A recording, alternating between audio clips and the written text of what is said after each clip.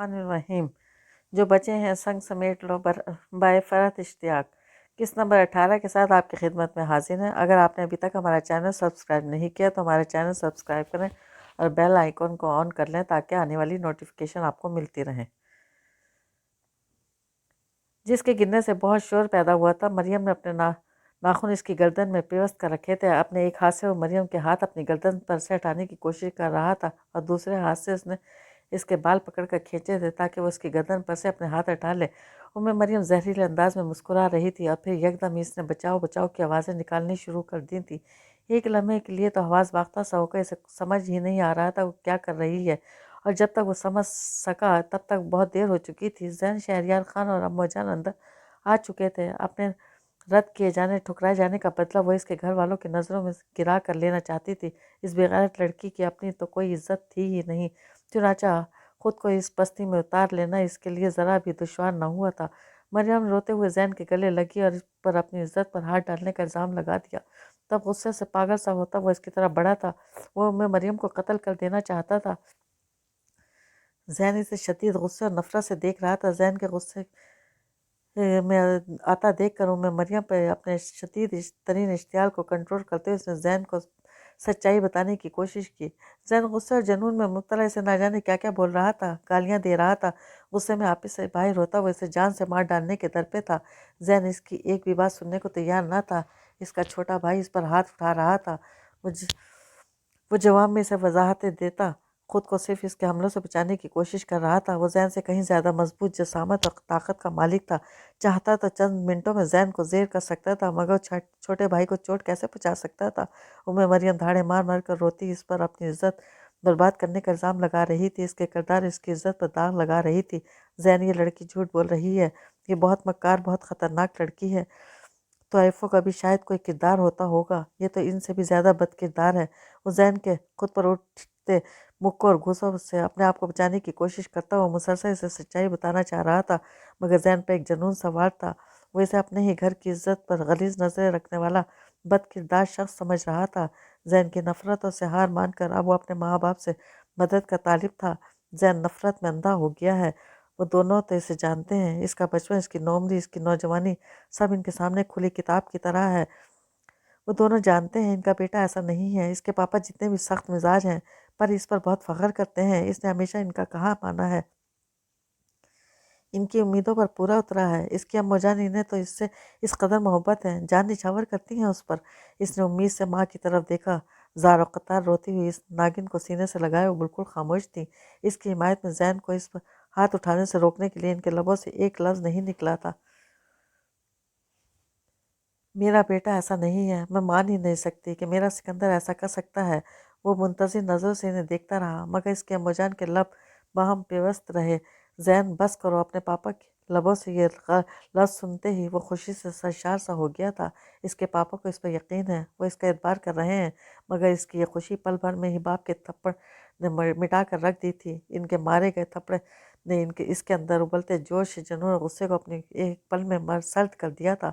वो मुंह पर हाथ रखे साकित और बेजान सा खड़ा बाप को देख रहा था। वो रिश्तों की धज्जियां बिखेरने वाला था।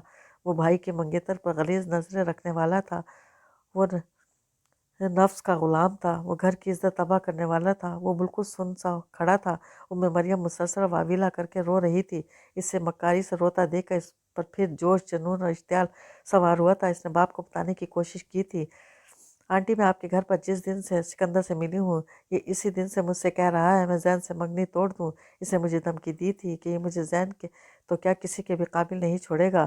तोइफ़ों की खसरत रखती बज़ाहिर वो शरीफ लड़की रोते हुए बोली तो गुस्से से पागल सा हो गया।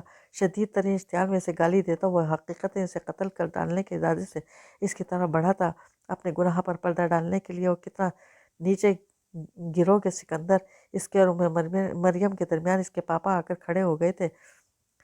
पापा, मैं आपका बेटा हूँ। आप इस मकान लड़की का यकीन करेंगे या मेरा?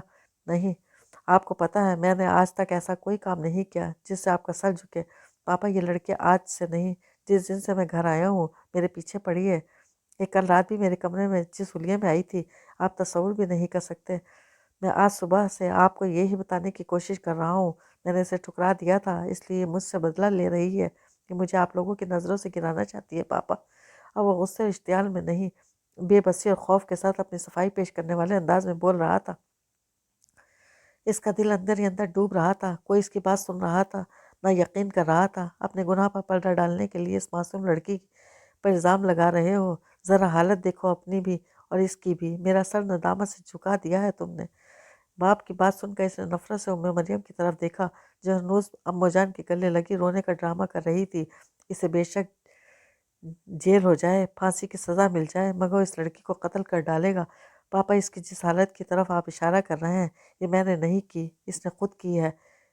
اس لڑکی کے نیچ پن کی حد آپ سوچ بھی نہیں سکتے پاپا۔ باپ کی آنکھوں میں غصہ، ماں کی آنکھوں میں بے اتباری اور بھائی کی آنکھوں میں نفرت دیکھ کر وہ چلاتے چلاتے ایک دم چپ ہو گیا تھا۔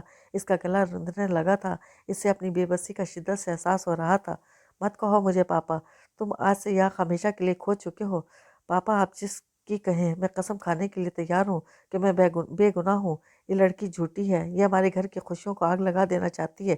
اس بار وہ رو پڑا تھا، مگر اس کے آنسو، اس کے فریاد، اس کی بے بسی، اس کی سچائی نہ اس کے باپ پر اثر کر رہی تھی نہ بھائی پر۔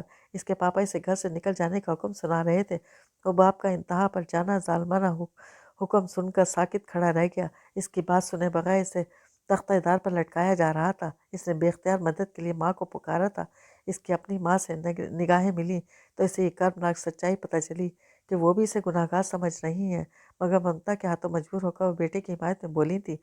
انہوں نے روتے ہوئے شہریار خان سے سکندر کے لیے رحم کی درخواست کی تھی۔ شہریار خان امو جان کی اس حمایت پر مزید غصے میں آ گئے تھے۔ انہوں نے اس کی امو جان کو اپنے بیٹا اور اس پر پرائی لڑکی کے سامنے طلاق کی دھمکی دی تھی۔ انہوں نے اس کے لیے زانی کے الفاظ استعمال کیے تھے۔ وہ اس پر نہیں مگر ماں کی تذلیل پر رو پڑا تھا۔ اس بے حیا بے غیرت لڑکی کے سامنے اس کے باپ نے اس کی ماں کو بے عزت کر کے رکھ دیا تھا۔ وہ بغیر کسی مزاحمت کے شہریار خان کے ساتھ کھنچتا لیونگ روم سے باہر جانے لگا۔ ماں کی بند آنکھوں سے گرتے آنسو دیکھتا، بھائی کی نفرت دیکھتا۔ شہریار خان اسے پورچ میں گھسیٹ کر گیٹ تک لے آئے تھے۔ وہاں آ کر انہوں نے اس کا ہاتھ چھوڑا تھا۔ ان کی آنکھیں غصے اور جنون سے بھری ہوئی تھی۔ ان کے چہرے پر سختی اور فیصلہ کر لینے کے بعد وہ والی اٹل کیفیت تھی۔ وہ گیٹ کھول کر کھڑے تھے۔ تم میرے گھر سے جا سکتے ہو۔ میرے گھر اور میری زندگی میں تم جیسے ریپسٹ اور عیاش شخص کی کوئی جگہ نہیں۔ کیا زین کی طرح پاپا بھی اس سے نفرت کرنے لگے؟ وہ ایک دم ہی رو پڑا تھا۔ پاپا، میں نے کچھ نہیں کیا۔ پاپا، میرا یقین کریں۔ وہ بچوں کی طرح بلک بلک کر روتا باپ کو اپنی بے گناہی کا یقین دلانے کی کوشش کر رہا تھا۔ تم جا رہے ہو یا میں تمہیں دھکے مار کر باہر نکالوں؟ جوانی کا جنون بہت سر چڑھ کر بول رہا ہے تو جاؤ، نکلو باہر، کرو عیاشیاں، مگر اپنے خرچے پر، خود پیسے کما کر۔ میرا پیسہ تم جیسے بدکردار کے عیاشیوں کے لیے نہیں ہے۔ وہ میرے دوسرے باپ ہوتے ہیں جو غلط کاموں پر اپنے بیٹوں کی پشت پناہی کرتے ہوں گے۔ میں ان باپوں میں سے نہیں ہوں۔ میں آج کے بعد مرتے دم تک تمہاری شکل نہیں دیکھوں گا۔ رشتوں کی دھجیاں اڑا کر سمجھ رہے ہو میں تمہیں معاف کر دوں گا؟ دفع ہو جاؤ میری نظروں کے سامنے سے۔ آج کے بعد سمجھوں گا میرے ایک ہی بیٹا ہے۔ وہ سہمی سہمی نظروں سے باپ کو خود پر گرجتے اور نفرت کا اظہار کرتے دیکھ رہا تھا۔ ہاں، وہ کمزور تھا۔ وہ گھر سے باہر نکالے جانے سے بری طرح ڈر گیا تھا۔ وہ اس بات سے زیادہ خوفزدہ ہو گیا تھا کہ وہ گھر سے نکالا جا رہا ہے، دنیا کی بھیڑ میں دھکیلا جا رہا ہے۔ شہریار خان نے اسے ہاتھ پکڑ کر گیٹ سے باہر نکالا، فوراً گیٹ بند کر دیا تھا۔ وہ اس پھٹی ہوئی قمیض میں تھا، بغیر سویٹر، جیکٹ اور کسی بھی گرم چیز کے۔ باہر سخت ترین سردی میں 31 دسمبر کی شام، سخت ترین جسم کو کاٹ ڈالنے والی ٹھنڈ میں باہر کھڑا وہ بچوں کی طرح رو رہا تھا۔ روتے ہوئے وہ گھر کے پاس بنے ایک پارک میں آ کر بیٹھ گیا تھا۔ دنیا سال نو کے جشن میں مصروف تھی اور وہ پارک میں تنہا تھا۔ وہ بری طرح رو رہا تھا، باپ کے ظلم پر، ماں کی بے بسی پر، بھائی کی نفرت پر، وہ اپنی ذلت اور رسوائی پر۔ کیا عزت صرف عورت کی ہوتی ہے، مرد کی نہیں؟ کیا اگر ایک لڑکا اور لڑکی تنہائی میں اس حال میں پائے جائیں کہ لڑکی بے لباس ہو تو یہ لازم ہے کہ اس بے لباس لڑکے ہی نے کیا ہوگا؟ کیا لڑکی گناہ گار اور بد کردار نہیں ہو سکتی؟ وہ 4 دن کی شناسہ لڑکی اتنی قابل اعتبار لگی تھی اس کے والدین اور بھائی کو کہ اس کی زندگی کے صاف اور شفاف 20 سال کی ہر اچھائی پل بھر میں بھلا دی۔ کوئی ایک تو ہوتا جو یہ کہتا کہ سکندر نہیں، یہ لڑکی بھی تو جھوٹی ہو سکتی ہے۔ نئے سال کی پہلی صبح طلوع ہوئی تو اسے اندازہ نہیں تھا کہ صرف یہ چمکتی ہوئی صبح ہی نہیں بلکہ آئندہ زندگی کی کوئی بھی صبح کل شام کی سیاہیوں کو نہیں مٹا سکے گی۔ صبح سے دوپہر ہوئی، بھوک پیاس کا احساس نہیں تھا مگر ٹھنڈ ناقابل برداشت تھی۔ اسے اپنے پاپا سے بات کرنی چاہیے۔ کل شام وہ بہت غصے میں آ گئے تھے، آج وہ اس کی بات ضرور سنیں گے۔ اس کے پاپا بہت ذہین آدمی ہیں۔ جب وہ دلیل کے ساتھ بات کرے گا تو ماننے پر مجبور ہو جائیں گے کہ لیونگ روم کا وہ سارا حشر اس بے حیا لڑکی نے کیا تھا، اس کا حلیہ اس لڑکی کا حلیہ، لیونگ روم میں ٹوٹی چیزیں اور پاپا کا عین اس وقت پر گھر واپس آ جانا۔ جب وہ ساری کڑیاں ملائیں گے تو ان جیسا ذہین شخص فوراً سمجھ جائے گا کہ قصوروار سکندر نہیں، مریم ہے۔ وہ ایک دم ہی گھر جانے کے لیے اٹھا اور سیدھا اندر جانا چاہتا تھا، مگر اس کی خوش فہمی اس لمحے کمزور پڑنے لگی تھی جب ان کا ملازم سے وہیں رکنے کی تاکید کرتا شہریار خان کو بلانے اندر چلا گیا تھا۔ وہ اپنے گھر کے دروازے پر ہی روک دیا گیا تھا۔ اندر داخلے کے لیے اسے اجازت درکار تھی۔ کیوں آئے ہو تم یہاں؟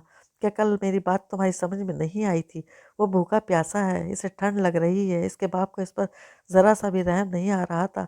اس کی تمام تر خوش فہمیاں اپنی موت آپ مر گئی تھی۔ ان کے پیچھے زین بھی لیونگ روم کے دروازے کے پاس کھڑا اسے نفرت سے دیکھ رہا تھا۔ میرے دل اور میرے گھر میں اب تمہاری کوئی جگہ نہیں ہے۔ میں تمہیں آنکھ کر چکا ہوں۔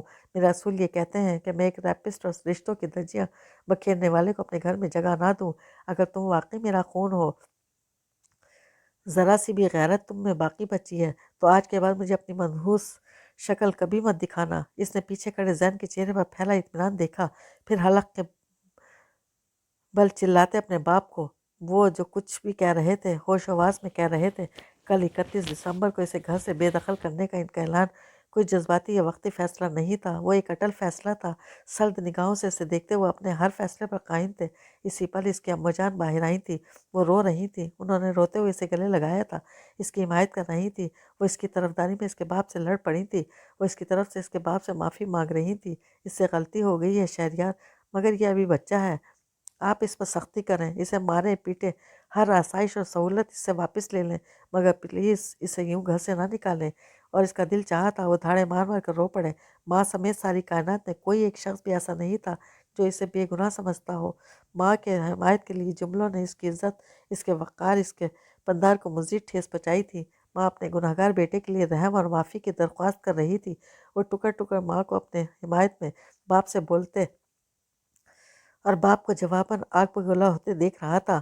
اماں جان زیادہ زور سے روتے ہوئے چیخ کر بولی، آپ کسی اور کے گناہوں کی سزا میرے بیٹے کو کیوں دے رہے ہیں؟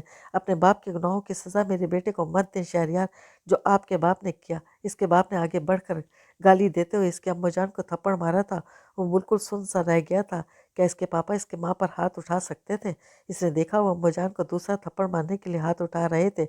وہ اس بار یہ ہرگز ہرگز برداشت نہیں کر سکتا تھا۔ وہ فوراً آگے آ گیا تھا۔ ماں کی تذلیل اس لیے کی جا رہی تھی کہ وہ اس کی حمایت میں بولی تھی۔ اگر اس کی موجودگی ماں کی ذلت کا باعث بن رہی ہے تو وہ خود کو ابھی اور اسی وقت یہاں سے کہیں دور لے جائے گا۔ اس کی ماں ان دونوں بھائیوں کے سامنے شوہر کے ہاتھوں ہوئی اس تذلیل پر گنگ کھڑی تھی۔ اس کی آنکھوں میں کرب اور اذیت سے آنسو آ گئے تھے، اس کی آواز بھرا گئی تھی۔ اماں جان کو کچھ مت کہیں پاپا، پلیز میری ماں پر ہاتھ مت اٹھائیں، میں جا رہا ہوں یہاں سے۔ وہ فوراً ہی وہاں سے پلٹ گیا تھا۔ اگر اس کا چلے جانا تمام مسائل کا حل ہے تو ٹھیک ہے، وہ چلا جاتا ہے۔ اس کا باپ اس کی ماں پر ہاتھ اٹھائے، اسے گالیاں دے، یہ وہ ہرگز نہیں سہ سکتا۔ وہ زین کی طرح نہیں کہ دبک کر کھڑا چپ چاپ تماشا دیکھتا رہے، ماں کو بے عزت دیکھتا رہے۔ اگر اس کے چلے جانے سے ہی اس کے باپ کو سکون مل رہا ہے تو نکل جاتا ہے وہ ان لوگوں کی زندگی سے۔ وہ وقت دور نہیں جب اس کے پاپا کو اپنی غلطیوں کا احساس ہوگا، انہیں اس کی سچائی کا یقین آئے گا، وہ بہت شرمندہ ہوں گے، وہ اسے گھر واپس لانا چاہیں گے، تب وہ گھر واپس نہیں آئے گا۔ وہ سکندر شہریار ہے، یہ ہارورڈ میں زیر تعلیم، اپنے ڈپارٹمنٹ کے چند بہت ہی قابل طالب علموں میں شامل، وہ اپنی زندگی آپ سنوار لے گا، وہ اپنی دنیا آپ بنائے گا بغیر شہریار کی مدد کے۔ وہ اب اگر اسے بلائیں گے بھی وہ تب بھی پلٹ کے ان کے پاس نہیں جائے گا۔ اس کے اندر کا جوش مارتا نوجوان خون باغی ہو رہا تھا۔ وہ واپس چلا جائے گا۔ بوسٹن اور کیمبرج میں اس کے بہت سارے جاننے والے رہتے ہیں۔ فوری طور پر اپنے کسی بھی جاننے والے اپنے کسی دوست کے ساتھ اس کا فلیٹ شیئر کر لے گا۔ جانے کے ساتھ ساتھ وہ کیمپس جا کر زین کے آفس میں ان سے بھی ڈین کے آفس میں ان سے بھی مل لے گا۔ وہ اپنے آگے کی تعلیم کے لیے اسکالرشپ کے لیے اپلائی کرے گا۔ وہ اپنے اساتذہ کا چہیتا اسٹوڈنٹ ہے، کیوں نہیں اس کی یونیورسٹی سے اسکالرشپ دے گی۔ وہ خیالوں ہی میں خود کو ہارورڈ سے اپنے انڈر گریجویٹ ڈگری پوری کرتے دیکھ چکا تھا اور ہارورڈ لا اسکول سے خود کو ڈگری پاتا دیکھ چکا تھا۔ باپ کو خود کو مٹا کر گھر واپس بلاتا دیکھ چکا تھا۔ جب بھوک اور پیاس کی شدید احساس سے وہ سڑک کے کنارے چکر کھا کر گر گیا चंद लम्हों इसकी आंखों के आगे बिल्कुल अंधेरा सा छाया रहा था। इसे बगैर कुछ खाए पिए 2 दिन हो गए थे। वो भूख और प्यास से बिल्कुल निढाल था। अपने इन फटे कपड़ों में इसे सख्त सर्दी लग रही थी। इसे महसूस हो रहा था कि इसे ठंड से बुखार चढ़ गया है। अपनी ज़िंदगी के 20 साल इसने बाप के घर इतने महफूज गुजारे थे कि अब सड़क पर लाकर फेंका गया तो इसे भूख प्यास और ठंड सब कुछ बर्दाश्त करना अपनी हिम्मत और बर्दाश्त से बहुत ज़्यादा लगा। वो बूस्टन वापस जाने की बात सोच रहा था। इसके पास एक वक्त का खाना खाने तक के पैसे नहीं, हत्ता कि बूस्टन में अपने किसी दोस्त को फ़ोन कर सके इतने पैसे भी नहीं है। वो वहाँ जाकर के वो सिर्फ इसके नहीं, वो शेर खां मुजन और जैन सबके इनकी सबकी फैमिली के सारे जानने वाले थे। असल बात क्या है ये तो वो अपने करीबी दोस्तों तक को नहीं बताएगा। अगर मजबूरन बोस्टन जाकर कुछ बताना ही पड़ा तो इतना कह देगा कि वो अपने बाप का घर छोड़ आया है। इनके साथ कुछ इख्तलाफ हो गया है। वाशिंगटन में वो किसी भी जान पहचान वाले के पास जाकर ना खुद शर्मिंदा होना चाहता था ना अपने बाप का करवाना चाहता था। तमाम दिन चलते चलते वो इस शहर के इस इलाके में आ गया था जहाँ कम आमदनी वाले और ज़्यादातर सियाह फाम लोग रहा करते थे। कैसे लुत्फ़ की बात थी! दुनिया भर में ताकत का मरकज़ समझे जाने वाले इस शहर में ऐसी जगहें भी थीं जहाँ गरीब भी थे, बेरोज़गार भी थे, बेघर भी थे। वो सड़क के किनारे जहाँ बैठा था वह सामने ही एक चर्च था। वो वहाँ हर उम्र के अफ़राद को जाता देख रहा था। वो अपने हुलियों से ज़रूरतमंद लग रहे थे। औरतें अपने बच्चों को साथ लिए, बूढ़े मर्द, औरतें, जवान, नौजवान, इसे समझ आ गया था यहाँ क्या हो रहा है। वो चर्च की बिल्डिंग और अंदर जाते लोगों को मुकम्मल तौर पर नज़रअंदाज कर देना चाहता था, मगर इसे पता नहीं था भूख ऐसी जालिम चीज़ होती है। इंसान से वो सब कुछ करवा जाती है जो वो आम हालात में करने का तसव्वुर तक नहीं कर सकता। क्या हर्ज है अगर वो भी अंदर चला जाए। अब इससे भूखा नहीं रहा जा रहा था। थोड़ी देर में इसने खुद को उठने और चर्च में जाने पर मजबूर पाया। वो खुद से भी नज़र चुराता चर्च के इस डाइनिंग हॉल में आ गया था जहाँ हर इतवार बाकायदगी से भूख और अफलास के शिकार लोगों को दोपहर और रात का खाना खिलाया जाता था। खिदमत खल्क के तौर पर इंसानी हमदर्दियों की बुनियाद पर वहाँ मेज़ें लगी हुई थी। इनके तरफ कुर्सियाँ मौजूद थीं। बहुत से लोग इन कुर्सियों पर बैठे खाना खा रहे थे। वो भूख से निढाल था। वो एक कुर्सी पर बैठ गया। वहाँ बहुत से रजाकार काम कर रहे थे। चर्च के साथ इस कार खैर में बतौर रजाकार शरीक एक शख्स के पास आया और मुस्कुरा कर इसका खाना इसके सामने रख दिया था। सूप, सैंडविच और कॉफ़ी। खैरात का खाना देख कर इसे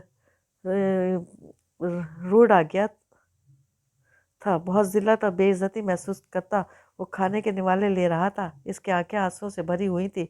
इसे अपना घर, अपने माँ बाप, अपनी ज़िंदगी सब कुछ याद आ रहा था। हार्वर्ड का ग्रेजुएट बनते बनते वो ये कहाँ आ गया था। नहीं, इसे खुद को मजबूत करना होगा। वो हिम्मत नहीं हारेगा। इसे फौरी तौर पर बोस्टन जाने के लिए पैसे जमा करने ही होंगे। एक बार बोस्टन चला गया तो फिर तो कोई मसला ही नहीं। वहाँ इसके बहुत से दोस्त हैं और पापा से इन लोगों का कोई ताल्लुक़ नहीं है। वो अपने दोस्तों से मदद लेगा। वो हार्वर्ड से अपनी डिग्री पूरी करेगा, फिर वो इस नागिन से अपना इंतकाम लेगा। वो इसे छोड़ेगा नहीं। वो अपने किरदार पर मलने वाली और इसके वालिदैन की नज़रों से गिराने वाली इस लड़की को जान से मार डालेगा। और एक न एक दिन आएगा जब इसके पापा इसकी बेगुनाही तस्लीम कर लेंगे। वो इसे मनाने इसके पास बूस्टन आएंगे। तब वो इनके साथ नहीं आएगा। वो इन्हें बता देगा कि उनके सहारे के बगैर भी खुद को संभाल सकता है। वो जहाँ बैठा था वहाँ से किचन नज़र आ रहा था। इंसानी हमदर्दी से सरशार बहुत से रज़ाकार और औरतें वहाँ काम करते नज़र आ रहे थे। इसे एक रज़ाकार की दूसरे रज़ाकार के साथ होने वाली बातें सुनाई दे रही थी। इसकी मेज़ किचन की खिड़की के बहुत नज़दीक थी। पेट में ग़िज़ा गई थी तो सब कुछ दिखाई भी दे रहा था और सुनाई भी। वो दोनों रज़ाकार पेपर प्लेट्स में सैंडविच तैयार करके अपने सामने मौजूद मेज़ पर रखते जा रहे थे। इनमें से एक सॉफ्ट इंजीनियर था, कोई बिल्डिंग बना रहा था। साइट इंजीनियर था, कोई बिल्डिंग बना रहा था। वो इसके बारे में बात कर रहा था। कदरे फ़िक्रमंद लहजे में ये बता रहा था कि कल तलख़लामी और लड़ाई हो जाने पर इसका कोई अहम वर्कर काम छोड़कर चला गया था। एक हफ्ते बाद आर्किटेक्ट और क्लाइंट ने आकर साइट विज़िट करनी थी। वो फ़िक्रमंद था इस अहम वर्कर के चले जाने से काम की रफ्तार पर फ़र्क पड़ेगा। इसे एक मेहनती और जान लगा कर काम करने वाले वर्कर की फ़ौरी ज़रूरत थी। सिकंदर फ़ौरन उठकर इस रज़ाकार के पास गया। इसने इससे काम मांगा और यकीन दिलाया था कि वो मेहनत करेगा। साइट इंजीनियर से इसका पढ़ा लिखा होना और अच्छे ख़ानदान से ताल्लुक़ छुपा न रह सका। इसने इससे यही बात पूछी भी थी। झूठ की आमेज़िश के साथ इसने इसे ये बता दिया था کہ وہ بوسٹن میں اپنی انڈر گریجویٹ اسٹڈیز کر رہا ہے۔ کسی پریشانی کا شکار ہو جانے کے بعد اس کے پاس واپس بوسٹن جانے کے لیے پیسے نہیں ہیں، اسے پیسے درکار ہیں۔ سائٹ انجینئر اب اس ورکر کی جگہ اسے کام دینے پر راضی ہو گیا تھا، اس شرط پر کہ وہ اس سے پورے ہفتے اس کے ساتھ کام کرے۔ جتنا معاوضہ طے پایا تھا میں اس میں وہ واپس جانے کے لیے کرائے کے ساتھ ساتھ اپنے لیے ایک آدھ سستی سی پینٹ شرٹ بھی خرید سکتا تھا، کوشش کر کے کچھ پیسے بھی بچا سکتا تھا۔ اسے پیر سے لے کر ہفتے کی شام تک کنسٹرکشن سائٹ پر کام کرنا تھا۔ ہفتے کی شام اسے اس کا معاوضہ دے دیا جائے گا، یہ اس سے سائٹ انجینئر نے وعدہ کیا تھا۔ وہ رات بھی اس نے سڑکوں اور ایک پارک میں سوتے جاگتے گزاری تھی۔ اگلی صبح شہر کے مسافات میں واقع اس کنسٹرکشن سائٹ پر آ گیا تھا۔ وہاں ابھی آبادی کم تھی، یہ کم آبادی والا شہر کا مسافاتی علاقہ تھا جو پبلسٹی مور سے بہت قریب تھا۔ پڑھے لکھے ہونے کی وجہ سے وہ سائٹ انجینئر کے کئی طرح کے کام آ رہا تھا۔ کون سا کنسٹرکشن مٹیریل کب آیا، کتنی مقدار میں آیا، کتنے کا خریدا گیا، وہ سائٹ انجینئر کو کمپیوٹر پہ سارا حساب کتاب، سارا کام بھی کر کے دے رہا تھا اور محنت مزدوری بھی کر رہا تھا۔ جہاں کہیں کسی ورکر کی کمی ہوتی اسے بلا لیا جاتا۔ بے تحاشا وزن اٹھانے اور سخت مشقت کا کام کرنے سے اس کے ہاتھوں پر چھالے پڑ گئے تھے، مگر ایک دھن اور ایک جستجو سوار تھی اس کے اوپر۔ ابھی اس کے پاس پیسے نہیں تھے، وہ دن بھر میں صرف لنچ کرتا جو کہ تمام مزدوروں کو سائٹ پر مفت فراہم کیا جاتا تھا۔ اس کی پلاننگ یہ تھی کہ جانے کے کرائے کے علاوہ بھی اس کے پاس کچھ پیسے بچ جائیں۔ اس نے سائٹ انجینئر سے درخواست کی اسے سائٹ پر ہی سونے کی اجازت دے دی جائے۔ سائٹ انجینئر اسے اجازت دینے میں متعامل تھا، وہاں ورکرز کو اس بات کی اجازت نہیں تھی، مگر اس نے جب اپنی مجبوری بتا کر بہت زیادہ اصرار کیا تو وہ مان گیا تھا۔ ویسے بھی وہ کون سا مستقل ورکر تھا، صرف ایک ہفتے ہی کی تو بات تھی۔ سائٹ انجینئر یوں بھی اس سے خوش تھا، وہ ایک اکیلا لڑکا کئی ورکرز کے حصے کا کام اسے کر کے دے رہا تھا۔ وہ صبح سے شام تک کنسٹرکشن سائٹ پر جو کام اس کے سپرد کیے جاتا تھا، کام شروع کرنے والا سب سے پہلا ورکر ہوتا تھا اور کام ختم کرنے والا سب سے آخری ورکر بھی وہی ہوتا تھا۔ وہ دن گن کر ہفتے کے دن کا انتظار کر رہا تھا جب اسے اس کی محنت کی کمائی ملنی تھی۔ سب کے چلے جانے کے بعد وہ رات میں بلڈنگ سائٹ میں ہی ایک طرف اونچی نیچی زمین پر لیٹ کر سو جاتا تھا۔ کنسٹرکشن سائٹ غیر آباد علاقہ تھا، وہاں دن میں بھی لوگوں کی زیادہ آمد و رفت نہیں ہوا کرتی تھی۔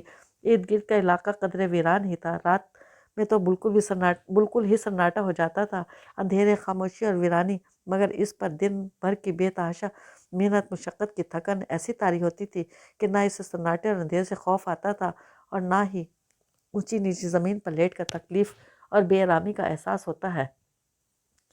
وہ ہفتے کا دن تھا جب سائٹ انجینئر شام ڈھلے کام ختم کر کے جانے سے قبل وعدے کے مطابق اسے اس کا طے کردہ معاوضہ دے کر گیا تھا۔ اس کے اضافی کام کرنے سے خوش ہو کر اس نے کچھ پیسے الگ سے بھی دیے تھے، اپنی محنت کے پیسے اپنے ہاتھوں میں لیے وہ دن بعد خوش ہوا تھا، مسکرا رہا تھا۔ اس وقت رات ہو چلی تھی، وہ کل صبح سب سے پہلے اپنے لیے نئی پینٹ شرٹ خریدے گا اور پھر بوسٹن جانے کے لیے ٹکٹ۔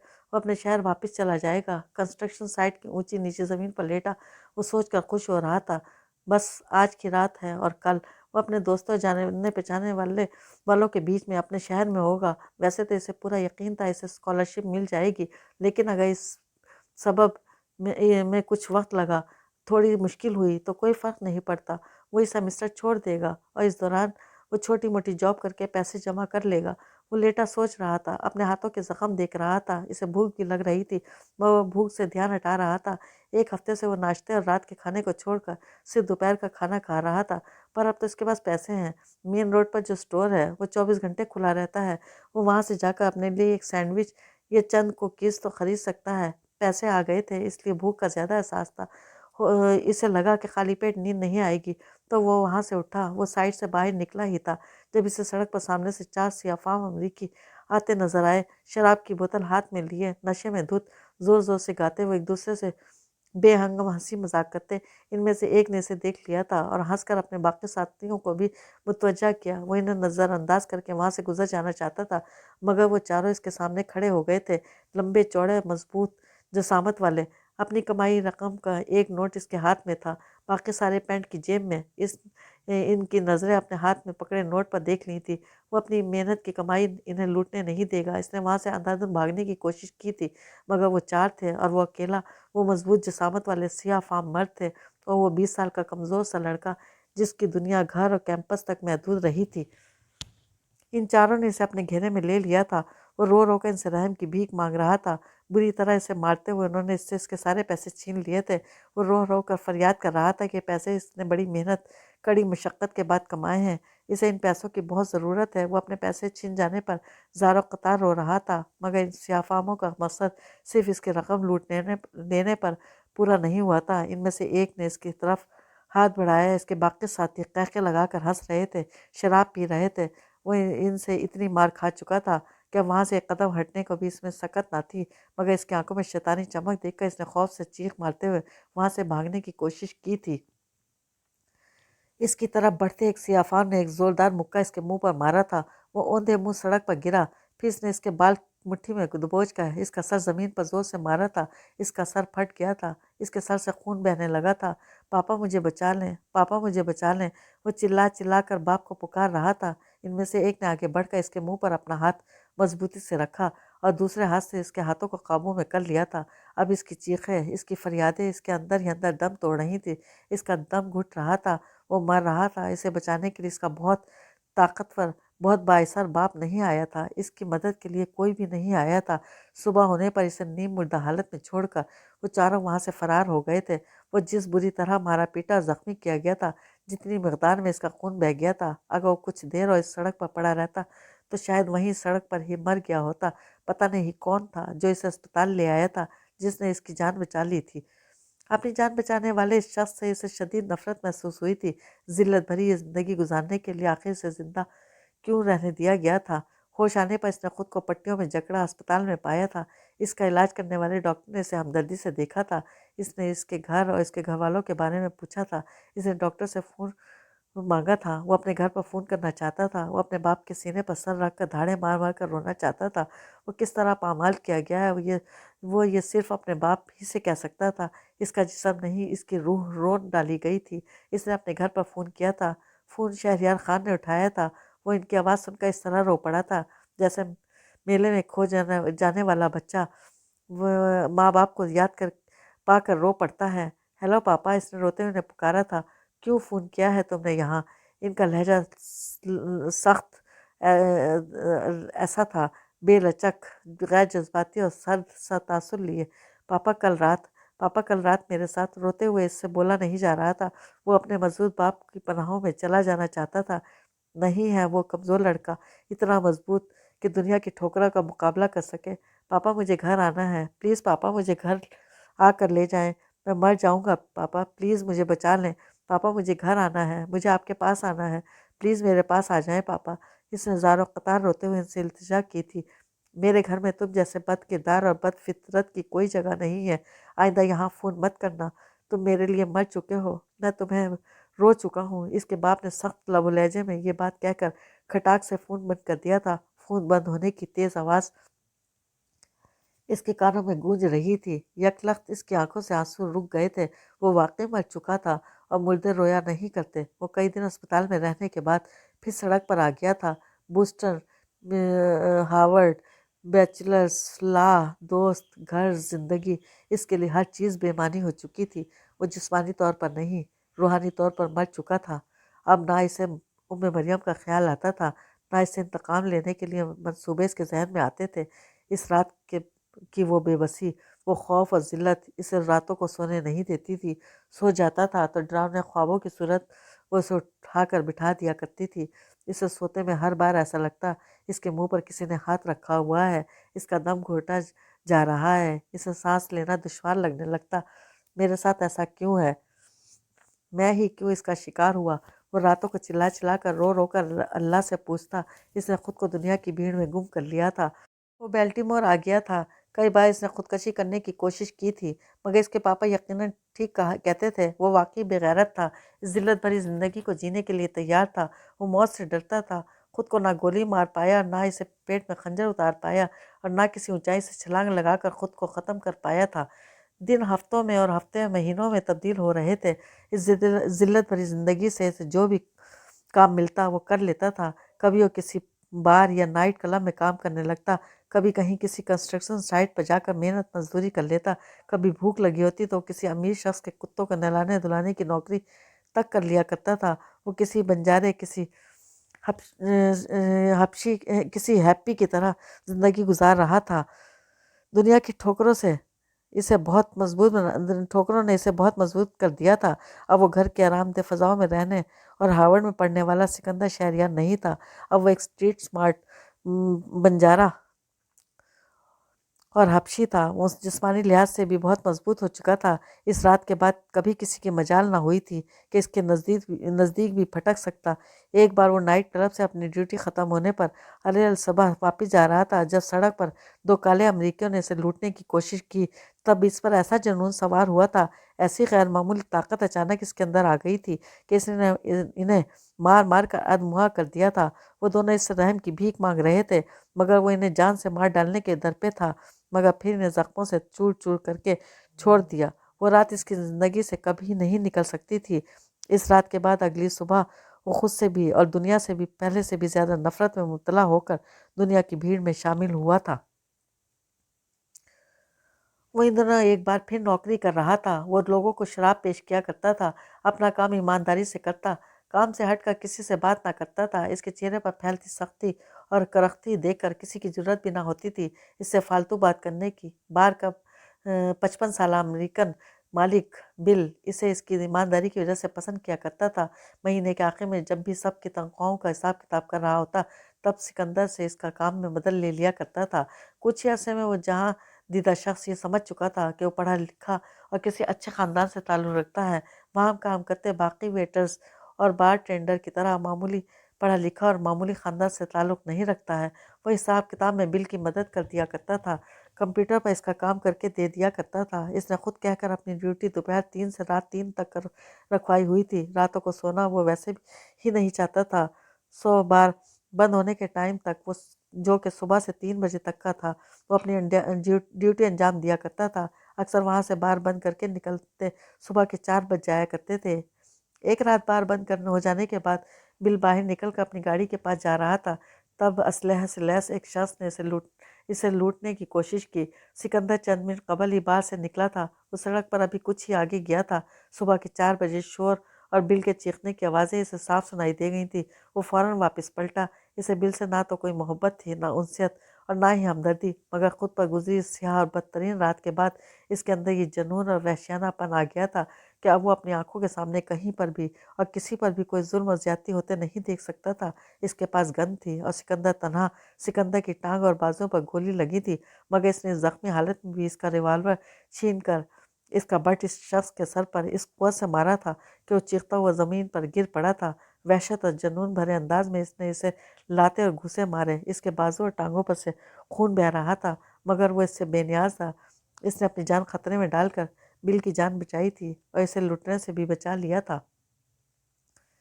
بل اس واقعے سے بے حد متاثر ہوا تھا۔ اس نے سکندر کی تنخواہ کئی گنا بڑھا کر اسے یہ اضافی ذمہ داری بھی سونپ دی تھی کہ اب اگر کوئی بار میں زیادہ شراب پی لینے کے بعد غول گپاڑا کرنے کی کوشش کرے یا کوئی شراب پی لینے کے بعد بل ادا نہ کر رہا ہو تو وہ ایسے غنڈے بدماشوں سے نمٹے۔ خودکشی کرنے سے بے شک وہ ڈرتا تھا، مگر اپنی جان کی تو اسے کوئی پرواہ تھی ہی نہیں۔ وہ غنڈوں سے اور بدماشوں سے نمٹنے کا کام بخوبی کر رہا تھا۔ کوئی زیادہ شراب پی کر نشے میں مدہوش ہو کر کسی ویٹر سے بدتمیزی کرنے کی کوشش کرتا تو سکندر کو بلایا جاتا، وہ اسے اٹھا کر بار سے باہر پھینک دیتا۔ کسی کو زیادہ پی لینے کے بعد اپنے ہی ساتھیوں سے بار میں بیٹھے بیٹھے گالم گلوچ اور ہاتھا پائی شروع ہو جاتی تو ان سب کو دھکے مار کر بار سے باہر نکال دیتا۔ وہ ہر طرح کی شرابیوں، گنڈوں، بدماشوں سے بآسانی اور بخوبی نمٹ لیتا تھا۔ بل جس کی بیوی مر چکی تھی اور بیٹا اسے چھوڑ کر کہیں دور رہتا تھا، وقت گزرنے کے ساتھ وہ سکندر کی پرواہ کرنے لگا تھا، مگر اب اسے کسی کی بھی پیار محبت کی ضرورت نہیں تھی۔ رشتے، پیار، محبت، چاہت بھرے الفاظ اب اس کے لیے کھوکھلے اور بے معنی تھے۔ یہ تمام الفاظ کبھی لفظ بھی تھے۔ اس کی نگاہوں میں اس کی کوئی وقت نہ تھی، مگر پھر بھی وہ جانتا تھا کہ بل آہستہ آہستہ اس سے پیار کرنے لگا تھا۔ وہ اپنی جان بچانے اور اپنے بار سنبھالتے اس بہادر اور نڈر لڑکے میں اپنا بیٹا دیکھنے لگا تھا۔ اس احساس کے پیش نظر ایک روز بل نے اس سے کہا کہ وہ اپنی ادھوری تعلیم مکمل کر لے۔ اس نے حیران ہو کر بل کو دیکھا تھا۔ تم نہ بھی بتاؤ تب بھی میں جانتا ہوں تم کسی اچھی فیملی سے تعلق رکھتے ہو اور پڑھے لکھے بھی ہو، تعلیم کس وجہ سے پوری نہیں کر سکے ہو؟ بل اسے پیار سے دیکھ کر بولا تھا۔ فیملی کے لفظ پر وہ چونکا اور پھر ہنس پڑا تھا۔ وہ کیا بتائے اس شخص کو کہ وہ کس کا بیٹا ہے، کتنے بڑے آدمی کا۔ آج اپنی وہ پچھلی زندگی، وہ بڑا باپ، وہ اونچا خاندان اور اعلیٰ سٹیٹس اسے خود ایک مذاق لگ رہا تھا۔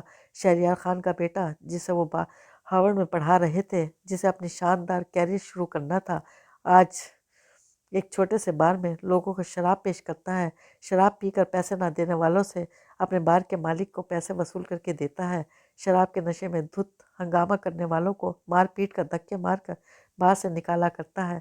زندگی کے کڑوے سچ اسے رلا نہیں رہے تھے بلکہ ہنسا رہے تھے۔ ہارورڈ کا لا گریجویٹ بنتے بنتے وہ ایک بار ٹینڈر بن گیا تھا۔ اسے خود پر ہنسی آئی تھی۔ بل اسے قائل کر رہا تھا، اس کا بہت مخلص خیر خواہ بن کر اسے سمجھا رہا تھا کہ اسے اپنی ادھوری تعلیم مکمل کر لینی چاہیے۔ مگر مجھے تم اپنے بیٹے کی طرح پیارے ہو، میں یہ کبھی نہیں چاہوں گا سکندر کہ تم ساری زندگی میرے بار پر کام کرتے گزار دو۔ وہ بل کو یہ سمجھا نہیں سکا تھا کہ وہ تو زندہ ہی نہیں، وہ تو اس اندھیری رات واشنگٹن کے مسافات میں بلڈنگ سائٹ کے پاس اس سڑک پر کب کا مر چکا ہے۔ اسے مرے ہوئے کئی سال ہو چکے ہیں۔ اس کی مردوں کسی زندگی پر 2 راتیں اپنی پوری ہولناکی اور پوری سیاہی کے ساتھ چھائی ہوئی تھیں۔ ان میں ایک رات وہ تھی جب وہ واشنگٹن کے ایک بڑے سے گھر سے اسے ریپسٹ قرار دے کر اور دھکے مار کر نکالا گیا تھا، اور دوسری رات وہ تھی جب اس کی عزت نفس، اس کا وقار، اس کی شخصیت کی آن بان اس سے چھین لی گئی تھی، اسے زندہ درگور کر دیا گیا تھا۔ بل کو وہ دیکھنے میں بڑا مضبوط نظر آتا ہے۔ کیا بل کو پتہ ہے کہ وہ آج بھی راتوں کو ان 2 راتوں کے خوف اور دہشت کا شکار ہو کر ڈراونے خواب دیکھ کر چیخیں مار کر اٹھ بیٹھتا ہے؟ میں کچھ بھی نہیں کرنا چاہتا بل، میری زندگی جیسے گزر رہی ہے میں اسے ایسے ہی گزار دینا چاہتا ہوں۔ وہ قطعیت سے بولا تھا، مگر بل اسے اس کی زندگی برباد کرتے نہیں دیکھ پا رہا تھا۔ وہ اسے پیار سے سمجھاتا رہتا تھا۔ بل اسے زندگی کی طرف واپس لانے میں کامیاب نہیں ہو سکا تھا۔ وہ خواہش کے باوجود، کوشش کے باوجود کبھی اس کے لبوں پر ہلکی سی مسکراہٹ نہیں دیکھ پاتا۔ وہ سکندر کو اپنے بیٹا کہتا تھا، مگر اسے لگتا تھا سکندر اس کے بیٹا کہنے یا نہ کہنے سے کچھ فرق نہیں پڑتا۔ مگر مسلسل کوشش کرتے رہنے سے بل نے اس بات پر راضی کر لینے میں کامیاب ہو گیا تھا کہ وہ اپنی ادھوری تعلیم مکمل کر لے۔ خود کو اس قابل تو بنا لو سکندر کہ جن لوگوں نے تمہاری زندگی تباہ کی ہے، تمہیں اس حال تک پہنچایا ہے، کبھی تمہارا ان سے سامنا ہو تو وہ یہ دیکھ کر گنگ رہ جائیں کہ تم ان کے ہلاک جانے پر بھی تباہ نہیں ہوئے، تمہاری زندگی برباد نہیں ہوئی۔ اسے نہ کسی بچھڑے سے ملنے کا کوئی شوق تھا، نہ کسی بچھڑے پر کچھ ثابت کرنا، مگر جب وہ زندہ بھی تھا، زندہ لوگوں کی طرح نوکری بھی کرتا تھا، کھاتا پیتا بھی تھا، تو واقعی یہ کوئی ضروری تو نہ تھا کہ وہ ساری زندگی اس بار کلب میں کام کر کے گزارے۔ اس نے میمفس کے ہی ایک کالج میں داخلہ لے لیا تھا۔ وہ دن میں پڑھتا تھا، پھر کالج سے سیدھا دن میں ہی وہ باہر آ جاتا تھا، پھر رات گئے بار بند ہونے کے وقت تک وہاں کام کیا کرتا تھا۔ ہارورڈ کے بعد یہ کالج یوں لگتا تھا جیسے وہ آسمان سے اٹھا کر زمین پر پٹک دیا گیا ہو، مگر وہ اس جگہ کا ہارورڈ کے ساتھ مقابلہ یا موازنہ نہیں کرتا تھا۔ بار میں آج بھی اس کی وہی جاب تھی۔ بل اب اس پر زیادہ انحصار کرتا تھا۔ بار کے تقریباً تمام معاملات اب وہی دیکھا کرتا تھا۔ وہ اپنی تعلیمی زندگی میں 3 سال پیچھے ہو گیا تھا۔ اگر پڑھائی میں یہ وقفہ نہ آیا ہوتا تو وہ آج لا کے بھی دوسرے سال میں ہوتا۔ بل اب بیمار رہنے لگا تھا۔ بار کو اب سکندر ہی سنبھال رہا تھا۔ ادھر اس کا بیچلرز مکمل ہوا، ادھر بل کا انتقال ہو گیا تھا۔ اس کا بیچلرز پورا ہوتے ہی بل نے دیکھ لیا تھا کہ اس کی اس کامیابی پر بہت خوش ہوا تھا۔ بل کا بیٹا جو اسے چھوڑ کر کہیں دور رہتا تھا، اس کے انتقال کے فوراً بعد ہی آ گیا تھا۔ بار کا مالک اب وہ تھا، سارا انتظام اس نے سنبھال لیا تھا۔ وہ سکندر کو پسند نہیں کرتا تھا۔ اسے ہر لمحہ یہ شک رہتا تھا کہ سکندر بار پر قابض ہونے کی کوشش کر رہا ہے۔ اس نے خاموشی سے بار چھوڑ دیا تھا، مگر بل کے ساتھ اتنے سال رہنے سے یہ ہوا تھا کہ اب وہ اپنی زندگی پہلے کی طرح برباد نہیں کرنا چاہتا تھا۔ وہ اپنی گریجویٹ ڈگری پوری کر چکا تھا، اب کہیں بہتر ملازمت کے لیے کوشش کر سکتا تھا۔ تھوڑی کوشش کے بعد ہی اسے ایک لا فرم میں جاب مل گئی تھی۔ اس فرم کے ایک سینئر وکیل کی سیکرٹری کی جاب مل گئی تھی۔ اب وہ تعلیم یافتہ اور بہت ذہین اور قابل لوگوں کے درمیان رہتا تھا، اور اس ذہین اور قابل لوگوں کے درمیان اس کی غیر معمولی قابلیت اور ذہانت بہت عرصہ چھپی نہ رہ سکی تھی۔ اپنے باس کے لیگل ڈاکومنٹس ٹائپ کرتے، کلائنٹ کے ساتھ اس کی میٹنگز کا شیڈول بناتے، وہ مختلف کیسوں کی لیگل ریسرچ پر اپنی فرم کے سینئر قانوندان کو جس کو عنقریب فرم کا ایک پارٹنر بن جانا تھا، مدد دینے لگا تھا، بلکہ ان سے کہیں زیادہ بہتر ریسرچ کر کے اسے لیگل ڈاکومنٹس ڈرافٹ کر کے دینے لگا تھا۔ جاب کرنے کے ساتھ اس نے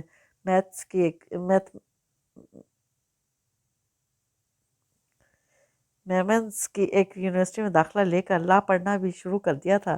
اس کی ذہانت، قابلیت اور فرم کے لیے اس کی اہمیت کے سبب اسے دوران ملازمت تعلیم حاصل کرنے کی اجازت بھی مل گئی تھی، اور فرم کی طرف سے اس کی فیس کی ادائیگی میں بھی اسے تعاون فراہم کیا گیا تھا۔ وہ صبح سے دوپہر تک کیمپس میں ہوتا تھا، اپنی دوپہر سے رات تک فرم میں موجود رہا کرتا تھا۔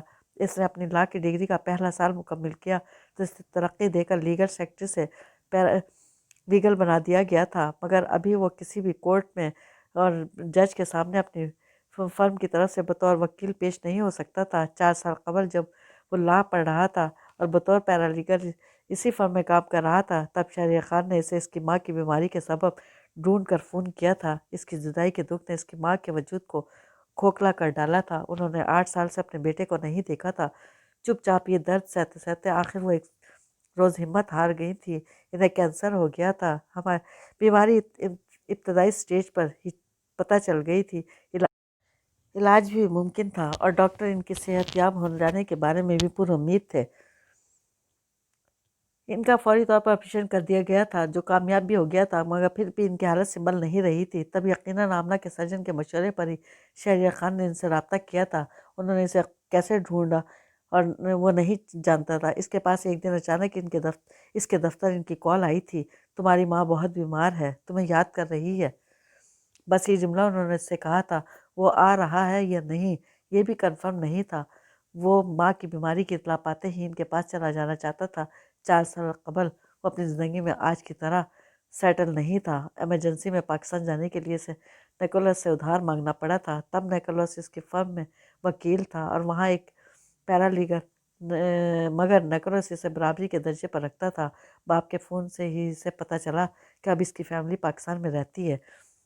وہ کراچی پہنچتے ہی سیدھا اسپتال اپنی ماں سے ملنے آیا تھا۔ اس کی شکل نہ دیکھنی پڑے یہ سوچ کر اس کا بھائی جتنی دیر وہ اسپتال میں رہا اسپتال نہیں آیا تھا، اور باپ اسپتال ہی میں کہیں موجود ضرور تھا، پر اس کی شکل دیکھنا اس نے بھی گوارا نہ کیا تھا۔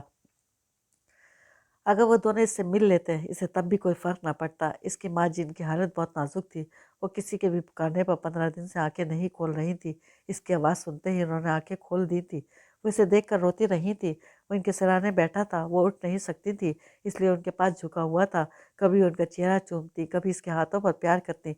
وہ زار و قطار روتے ہوئے اسے والہانہ چومے جا رہی تھی۔ وہ ماں سے بہت پیار، بہت عزت، بہت احترام سے ملا تھا۔ انہوں نے اسے جنم دیا تھا، پالا پوسا تھا۔ آج وہ خود کو ان کے قریب محسوس نہیں کر پا رہا تھا۔ آمنہ روتے ہوئے کبھی اسے حسرت سے دیکھتی، کبھی پیار سے، کبھی دکھ سے، کبھی ندامت سے۔ اس نے ماں سے کوئی گلہ، کوئی شکوہ، کوئی شکایت نہیں کی تھی، جیسے اس کی زندگی کے پچھلے 8 سالوں میں کچھ برا ہوا ہی نہیں تھا۔ اماں جان آپ ٹھیک ہو جائیں پلیز، اس نے ان سے پیار سے کہا تھا۔ میں تمہیں دیکھتے ہی ٹھیک ہو گئی ہوں بیٹا۔ سچ ہے میں نے اللہ سے دعا مانگی تھی، جب تک میں اپنے سکندر سے مل نہ لوں مجھے موت نہ دینا پروردگار۔ سکندر میرے بچے، مجھ سے اب دور مت جانا۔ وہ تڑپ تڑپ کر روتے ہوئے بولی تھی، اور اس رات اس نے اپنی بیمار ماں سے وعدہ کیا تھا کہ اب وہ ان سے نہیں کھوئے گا۔ غالباً وفا شار اور مہر بلب اطاعت گزار بیوی کو موت کے دہانے سے واپس پلٹتے دیکھ کر شہریار خان کا دل بھی تھوڑا سا نرم ہو گیا تھا۔ تبھی ہسپتال سے واپس آ جانے کے بعد جب آمنہ نے ان کے ساتھ ٹیلی فون پر رابطہ قائم کیے رکھنا چاہا تو شہریار خان نے اس پر کوئی اعتراض نہ کیا تھا۔ اس ایک رات وہ اسپتال میں ماں کے پاس رہا تھا، اور وہ پھر سے جی اٹھی تھی۔ اگلے روز اسپتال ہی سے واپس چلا گیا تھا۔ اس ایک رات کے بعد پھر وہ دوبارہ کبھی پاکستان نہیں گیا تھا، مگر اس کے بعد اس کا اپنی ماں سے فون پر رابطہ رہنے لگا تھا۔ مختصر سی گفتگو، ایک دوسرے سے بہت کچھ کہنے کی خواہش رکھنے کے باوجود نہ کہہ پانے والی گفتگو۔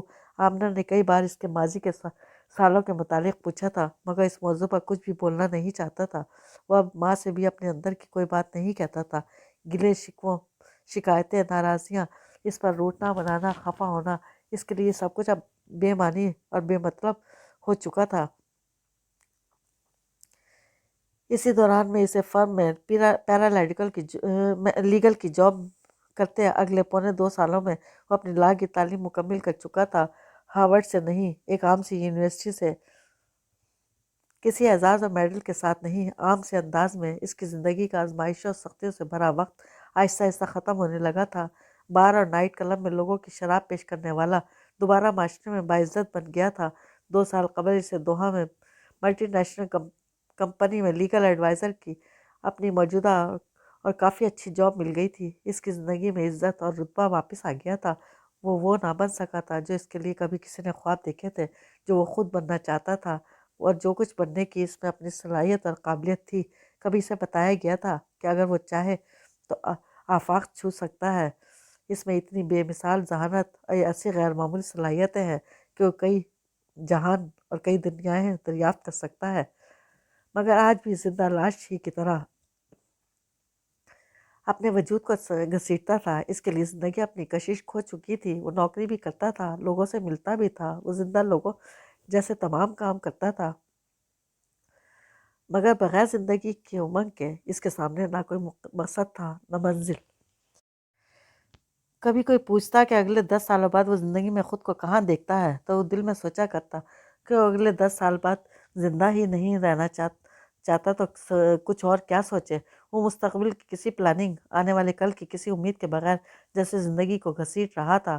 اب بھی اس کا خودکشی کرنے کو جی چاہتا تھا، مگر 12 سال بعد بھی وہ اتنا ہی بزدل تھا۔ ہارورڈ میں پڑھتا، اپنی قابلیت اور صلاحیتوں سے دنیا کو فتح کر لینے کے خواب دیکھتا۔ وہ سکندر کہیں کھو چکا تھا۔ 12 سال بعد بھی وہ راتیں اسے آج بھی ڈراؤنے خواب کی صورت سوتے سے جگا دیا کرتی تھیں، اسے اعصابی درد اور بے خوابی میں مبتلا کیے رکھتی تھیں۔ وہ ان خوابوں سے 12 سال بعد بھی اتنا ہی ڈرتا تھا جتنا روز اول ڈرا تھا۔ اسے یقین تھا اس کی زندگی اس طرح گزرتی رہے گی اور پھر ایک دن یوں ہی تنہا تمام درد سہتے سہتے ختم بھی ہو جائے گا، مگر اسے پتہ نہیں تھا زندگی میں اسے لیزا محمود بھی ملے گی، اسی زندگی میں اسے زندگی بھی ملے گی جب نہ اسے ہنسی کی کوئی ضرورت رہی تھی، نہ خوشی کی، نہ محبت کی، اور نہ ہی زندگی کی۔ تب اس کی زندگی میں ہنسی، خوشی، محبت اور زندگی بن کر وہ چلی آئی تھی۔ 12 سال بعد ایسا لگا جیسے وہ زندہ ہے۔ 12 سال بعد اس کا خواب دیکھنے کو دل چاہا تھا، خوش ہونے کو دل چاہا تھا۔